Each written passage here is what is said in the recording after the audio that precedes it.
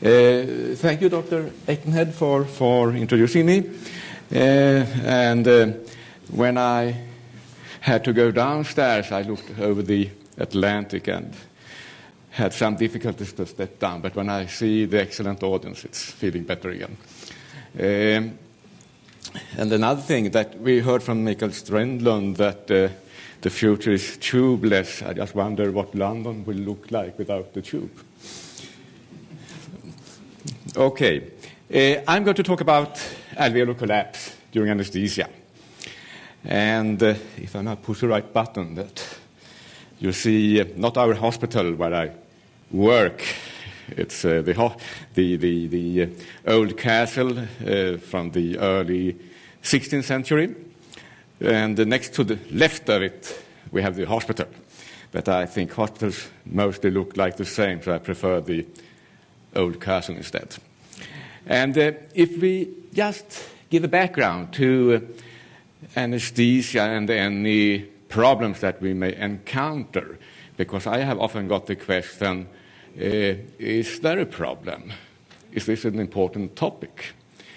Then we should know how many anesthesias do we do per year. And in the European community, it's about 10 to 15 million anesthesias. I presume we have about the same number in the United States, something like that, because this is around 300 million people or a little more. So it might be at the lower end of this proposal here. This is an arbitrary number. But we know that almost all of these patients will face some difficulties with oxygenation. And that is why we regularly give 30 to 40% oxygen to the patient when we ventilate him, or he is perhaps breathing by himself. We seldom use air. Air has about 21% oxygen. We go up to 30, 40%. That is to maintain what we consider to be a safe level of the oxygenation. Still, we do see some 50% of the patients suffering of moderate hypoxemia, and that can last for quite a while, half an hour or more. And perhaps even more important, 20% do show more severe hypoxemia for shorter periods. I presume that you think that this doesn't matter in a fairly fit patient, and I agree, but we do have a number of less fit patients where this may be a problem. And then I would like to add another aspect, and that is that we do face some few percent of post-operative lung complications after surgery. It might be 2% after abdominal surgery, thoracic surgery. It might be 10, 15% in acute surgery. So if we multiply the 10 to 15 million patients with a rather low percentage, we still end up with a high number. So I think this is important. A prolongation of the hospital stay with a few days will cost a lot. So this, in my opinion, is still a topic that is important. So do we have something in common with the problems that may appear during anesthesia and the post-operative complications? I do not know for sure, but I will show you some observations that may establish a link between the anesthesia and the post-operative period. And I know pretty well that the anesthetists, they see the patient in the operating theater and perhaps for an hour afterwards. They may not see the problem of post-operative complications. They come later. So I think there might be an underestimation of what may have happened under the anesthetist's responsibility that shows up later. And what is one of the hallmarks of anesthesia as regards to pulmonary function? That is the decrease in FRC. A decrease by some 20%. That's a lot. You go down to residual volume, more or less. That is what the deepest expression that you can perform. That is where you breathe during anesthesia. So it's not negligible. Can that have an effect on the lung tissue per se, the aeration and perhaps its patency? And we did studies using computed tomography in the early 80s and have proceeded after that. And one major finding, see if I have a pointer here, was that we saw something appearing regularly in the anesthetized patient when comparing with the same the patient before anesthesia. And in this, one of the first CT scans that we did in anesthetized patients, we can see what it looks like in the normal situation just before anesthesia has been induced. It's a transverse CT. You have the anterior here, you have the dorsal, the spine, the right lung, the left lung, the heart. The cut is just at the top of the diaphragm, so that is what you barely see. You see a few vessels, otherwise the lungs are well aerated. The black is well aerated tissue. Now we anesthetize a patient, intubate him, and ventilate him for a couple of minutes. It has gone some 15 minutes until the next CT. Now you see a large, great spot or area. That is the diaphragm and the liver that has been pushed cranially, because we have the cut relative to the spine at the same level. We see this consistently. There is a cranial displacement of the diaphragm, at least the dome of it. And the other finding was some densities in the bottom of both lungs. Also, a more or less regular finding. We had a radiologist included in the study, of course, but he was not quite sure of what this was. Could it even be extrapulmonary? So we did a number of studies in humans as well as in animals in order to take out the lungs. We looked at dogs. Dogs do not develop these kind of densities. Sheep, to some extent, very little. Pig, to some, but little extent. So we went to other animals. We wanted more. And so we went to horses. It was not quite clear whether the permit to do this in my hospital, so we used black horses in the middle of the night, and the result was fascinating. This is a horse 1:30 in the night. Still, there was a rumor going around in the hospital that there were long-nosed patients in the night. So I was called to explain it to the hospital director, and a year later I moved to another hospital. What you can see is that more than half of the lung shows these densities. That's much more than in the human. We took out lungs from horses, which was a rather complicated story, and looked at them in a microscope. And this is an example where you have the well-aerated part up to the right here, corresponding to the aerated part of the CT. And then the very sharp border, and down to the left you see what is really atelectasis. It is not very much of edema or any congestion. It is just pure loss of air, and this corresponds to the densities on the CT. Since the densities on the CT were qualitatively similar in humans and in the different species of animals that we studied, including the horses, we dare to conclude that the dense area is atelectasis, also in man. But the next question then is, was it caused by the anesthetic per se or the muscle paralysis? Because so far we had just looked at the patient after all steps had been taken down to complete anesthesia. So now we wanted to sort out what was what. So we took another patient. This is a lady who were to undergo a cystectomy of the gallbladder. You see well-aerated lungs, awake. And then we anesthetized the patient by simply applying a face mask. And she was breathing all the time continuously, but falling asleep, or deep sleep. And you can see that even under those conditions, we see the atelectasis. The figure is a little blurred because the patient is breathing during the exposure. This is in the early 80s or mid-80s, so the CT scanner was not that fast as they are now being produced by Siemens. And but we do have the atelectasis with spontaneous breathing, without any intubation muscle paralysis. But then we paralyze the patient, put in the tube, and you can see more clearly the same atelectasis. But basically they are the same, slightly larger perhaps. But I think this can also be related to the now end expiratory position of the lung. And you will see the diaphragm and liver as shown previously. So we do see that atelectasis already during spontaneous breathing. And it might be good then to remember that FRC is reduced by almost all anesthetics. And the addition of muscle paralysis adds nothing to the decrease. There is no further decrease with muscle paralysis, provided that the anesthetic has caused that, and all do except for one, ketamine. Now, we took the patient back from the operating theater to the CT scanner, and you can see that 1 hour post-operatively, we still have these atelectases. And they may remain. This is another patient, 2 days after the operation. And they last for 3, 4, 5 days. It varies between patients.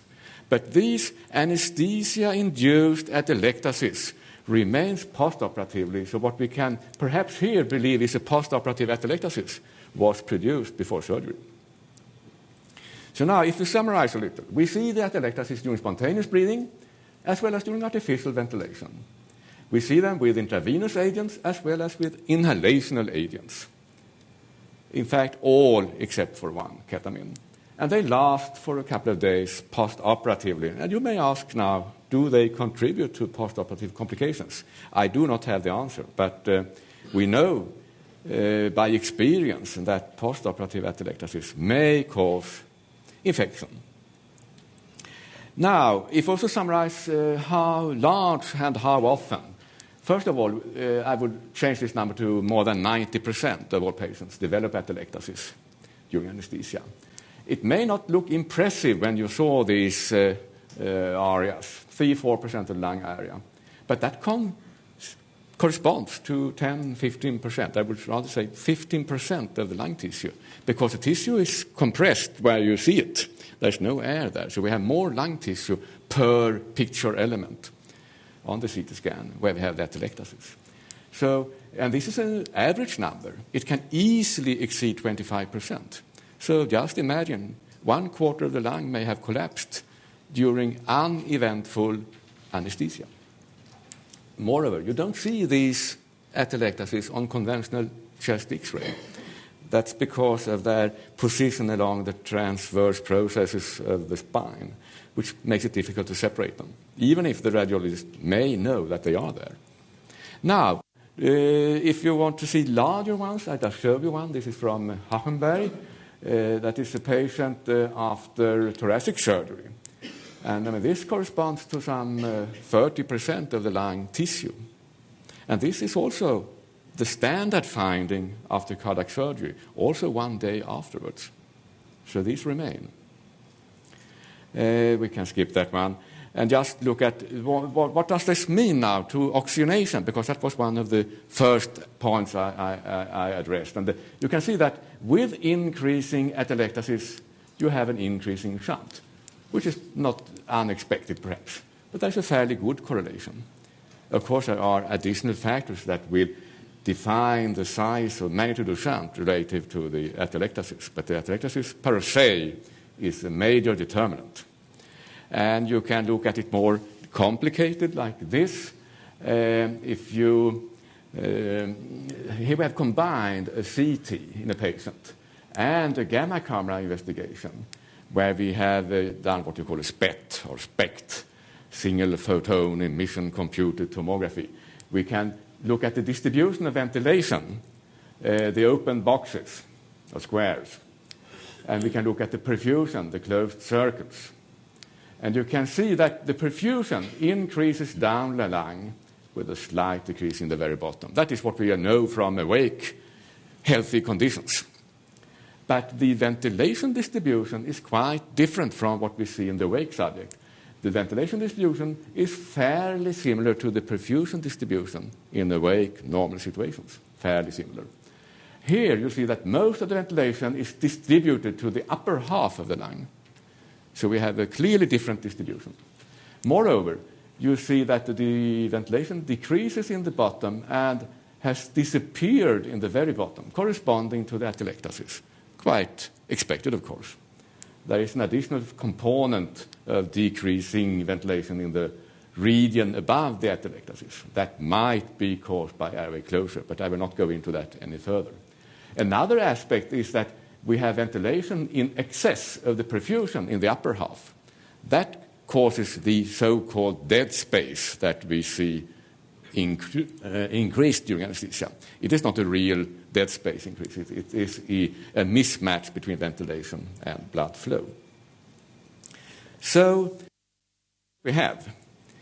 And we should also remember that the atelectasis and the other phenomenon that I didn't mention that much about, airway closure, explain 3/4 of the impairment of gas exchange during anesthesia.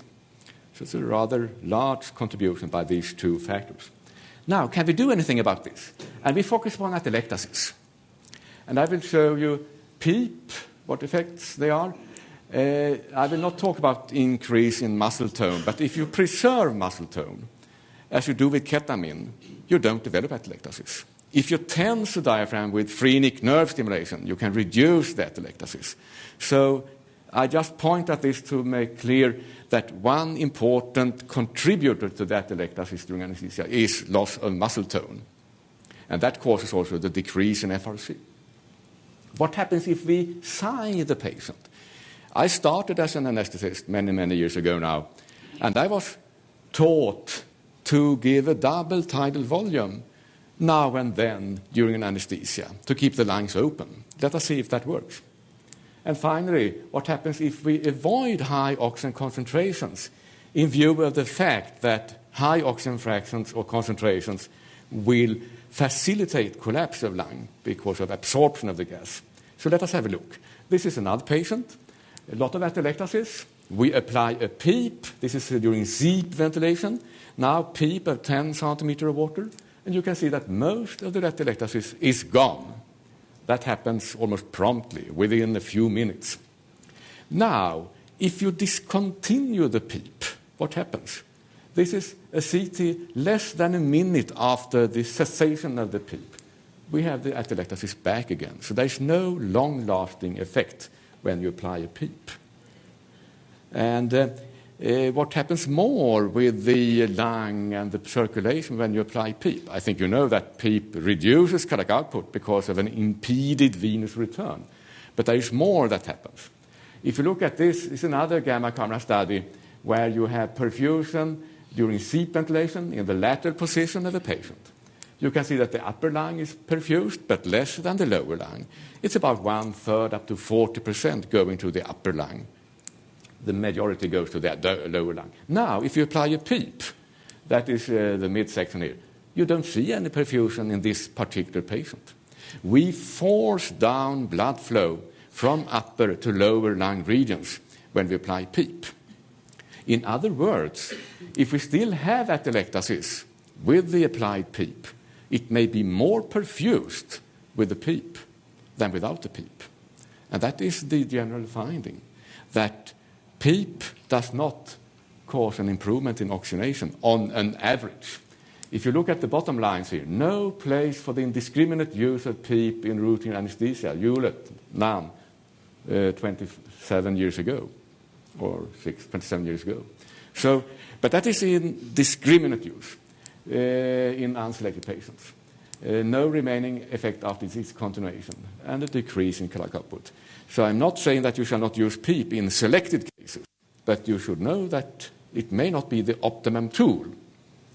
Now, I skip the muscle tone that I talked about and go to the sigh. And I have to show you a protocol. This is CT scans where you see the arrows at end expiration, 0 airway pressure, that is normal expiration.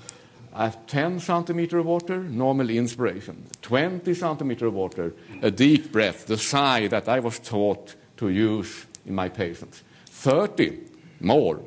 40, that is a full vital capacity. We have inflated the lungs to a volume that corresponds to what the patient was able to do before he was anesthetized. So we call this a vital capacity maneuver, a recruitment if you want. Now, let us have a look at the results. This is one patient, awake, no atelectasis. We have not seen that in any healthy patient or subject. Now we anesthetize the patient and we measure do the CT at an airway pressure of 0. Atelectasis as we regularly see them. We inflate the lung to 10 centimeters of water, nothing happens, so they remain over the tidal breath. There is no opening and closing of tissue during the respiratory cycle. We go to 20 centimeters of water. In fact, we keep the lung inflated for 15 seconds at that pressure. No effect. We have no effect at all on atelectasis with a 15-second breath hold at a double tidal volume. We have to go to 30 centimeters of water to open up tissue, and not until we go to 40 we clear up the lung more or less completely. So you need to do a vital capacity maneuver or a 40 centimeters of water inflation in the anesthetized unhealthy patient if you want to open up his or her. It is enough to keep the breath for 7-8 seconds. We have fine-tuned that later. Now, let us have a look. How long does the effect last? You have the awake situation here with atelectasis on the y-axis, no atelectasis. Anesthetized, we have this amount on this scale. Now we do the recruitment, the vital capacity maneuver, and almost all atelectasis is gone. We have opened up the lung. Now we repeat CT scans every 10 minutes. Small increase, but still 40 minutes after the recruitment, we have only 1/4, 20-25% of the initial atelectasis. So here we have a long-lasting effect, different from the PEEP. Now, this was ventilation with 40% oxygen in nitrogen. We wanted to see what happens if we ventilate the patient with 100% oxygen after the recruitment. So let us compare the previous results shown with the open columns with another group that was exposed to the same protocol, except for they were ventilated with 100% oxygen after the recruitment. Awake, no atelectasis. During anesthesia, atelectasis, it's the hatched columns. They had less than the previous group, but that varies between groups of patients. Now the recruitment had the same effect. We eliminated the atelectasis. But now we started to ventilate the patient with 100% oxygen, and you can see that already within 5 minutes we have almost all atelectasis back. So when we use high oxygen fraction, 100%, we have no long-lasting effect of the recruitment. That's a slight further increase. So obviously, oxygen plays a very important role for the formation of atelectasis during anesthesia. So we can summarize. Vital capacity is efficient if a ventilation is performed with moderate oxygen concentrations. I will not define it more carefully right now. Ventilation with 100% causes new atelectasis within 5 minutes.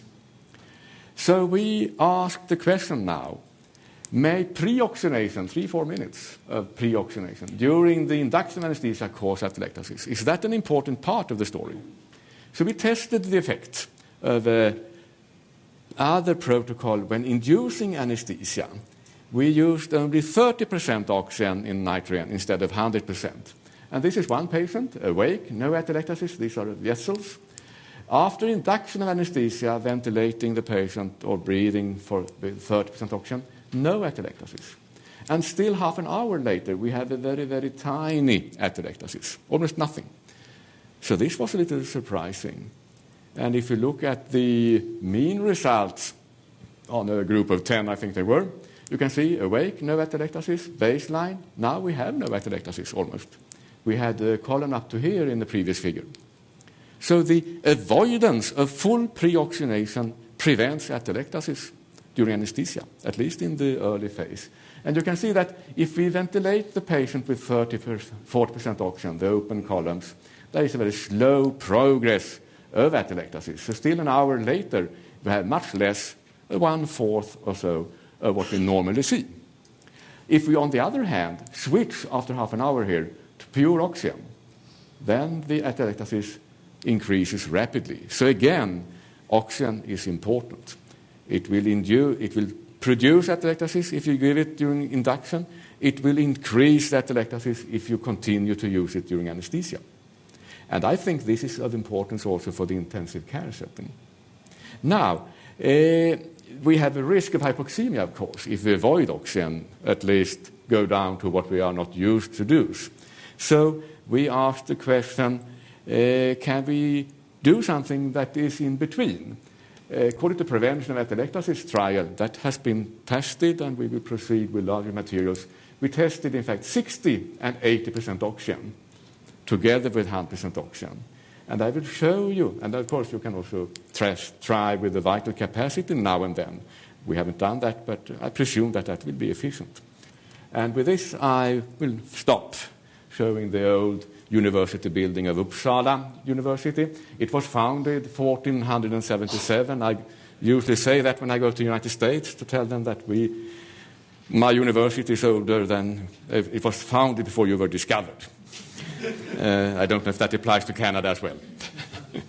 Okay, thank you very much. We have time for a few questions. I think we may take questions at the end of the session as well. I see that many of you are scribbling away, writing notes, which is fine, but you should know that the entire proceedings of this meeting will be recorded, and you will be provided with a recording on a CD, so that taking notes is not necessarily essential. Because it's being recorded, if you do have questions, I'd ask you to wait until the microphone arrives, so that not only the speaker but also the recorder is aware of who you are and what you're saying. Do we have any questions for Professor Hedenstierna? Can I ask you about nitrous oxide? Because you mentioned using 100% oxygen, or perhaps 80% with nitrogen, but of course most of us immediately turn on nitrous oxide as soon as we've induced anesthesia. What happens to that? Nitrous oxide per se does not produce more atelectasis than the nitrogen. If you use 40% oxygen in nitrogen or 40% oxygen in nitrous oxide, there's no difference. That came as a surprise, since we all have been taught again and read papers that nitrous oxide should facilitate the collapse of lung, absorption of gas. But this is not correct, because there is also a release of nitrous oxide coming from with the venous blood. And we did a study on this that we were rather reluctant to show, because it didn't fit with what we thought that we would get. But then came then came a mathematical model study from a group from Australia, Joyce and Williams, who showed that this should be the case, taking into consideration the uptake and release of nitrous oxide in peripheral tissue. So both theory, in fact, and findings, clinical findings, do agree, and nitrous oxide does not worsen the situation. Okay, thank you very much, Professor Hedenstierna.